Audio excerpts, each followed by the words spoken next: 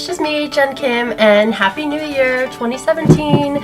This is my blank canvas. As my friend Matthew said, today it's time to repaint the canvas, and it certainly is.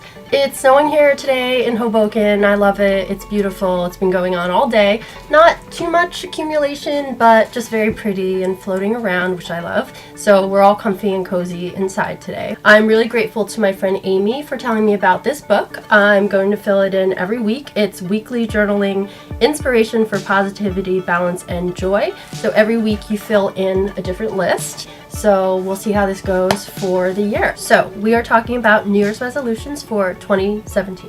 Tried to condense this year, only have 10. It sounds like a lot, but let's see how this goes. First one is art, as in the canvas I just showed.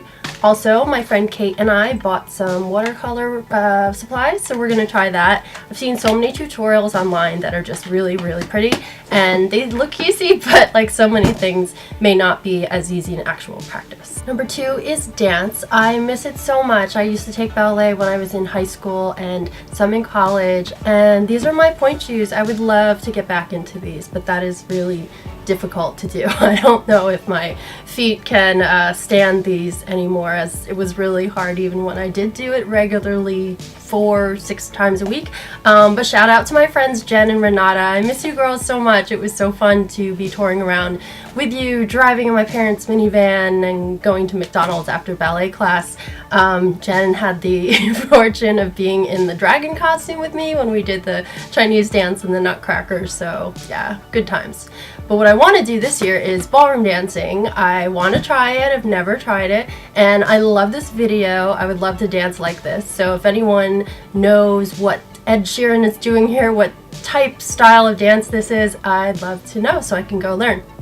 The third one I'm trying to squish all together because I'm very excited about it and it is a ton to take on. This is the kind of thing, as I mentioned in my last video, that some resolutions are going to take longer than a year. So media, I want to learn more about video just like this, and also I'm very happy to be working on a documentary, producing and writing. Super excited, seriously excited. I can't talk about it right now and give more detail, but that's just a little teaser and I cannot wait. We've started and I'm ready to dive into more just as soon as possible. I want to learn more about photography. I know nothing. I mean, I shoot with a Canon that's stuck Rebel T3i DSLR. I've been offered the chance to shoot with Matthew, which is very exciting because he knows what he's doing. So check out his YouTube channel too. He's much better than me.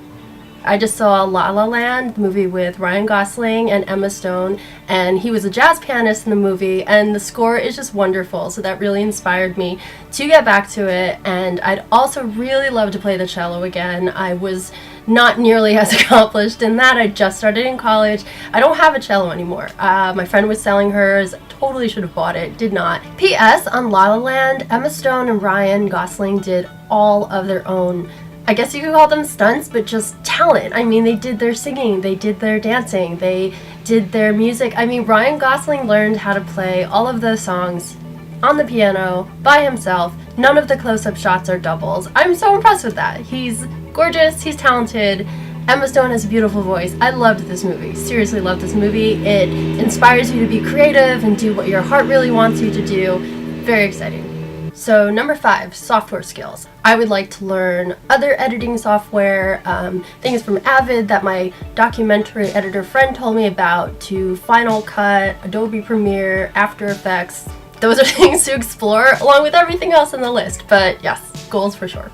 One of my goals this year is to launch a subscription box. There have been so many for so many kinds of things. HelloFresh, Blue Apron, BarkBox, craft boxes, little kid toy boxes. I did spark a bit of an idea, started asking friends about what to call it, started thinking about a logo. So I'm going to do some kind of survey to get more information about people and what they would like. My friend Amy told me about Toastmasters, and I would really love to start doing something more with public speaking. I enjoyed it when I did a moth performance and when I did the Roar Story Slam in October in Washington, D.C. Also, like to do the Moth again at one of their live performances. You basically go and they throw your names in a hat, pick out about 10, and whoever gets to go up goes up. They also sometimes at the performances let the people whose names were in the hat but didn't get chosen go up and say just the first line of their story, which is really intriguing, and that of course means you need a really awesome first line.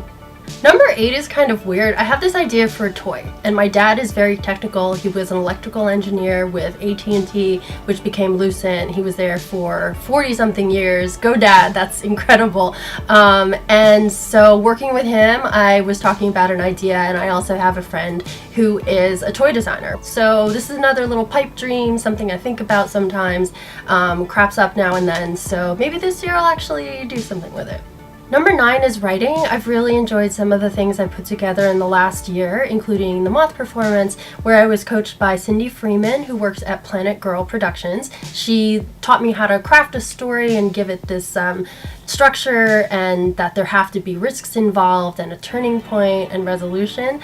And I really thank Jeannie Park and H.J. Lee, Teresa Cho Lee from Korean American Story, who put together the Roar Story Slam in Washington, D.C., sponsored by the Council of Korean Americans. That was a great experience to meet other storytellers and to perform with them at the conference.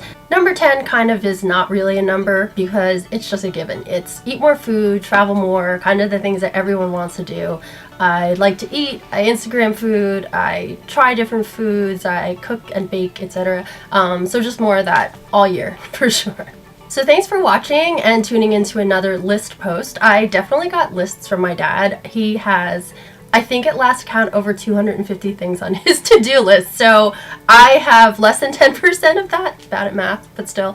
But we'll see what happens and how many things I can get to. Tell me what you want to do in this year, and tell me what you did last year. Reshma McClintock wrote an excellent article about what you accomplished in 2016. And I think that's a great way to look at it too. Just think about how far you've come in a year. It's so true. Like, how much has happened since a year ago and how different are you? And I really appreciate all of the support, even with some of my crazy ideas. It's really exciting to have a new year, fresh start for everybody. Tell me what you want to do. Leave a comment, subscribe, and we'll see how it goes. Thanks. Humphrey is, of course, climbing on the canvas, which probably means that it will rip. So I should probably do something about that.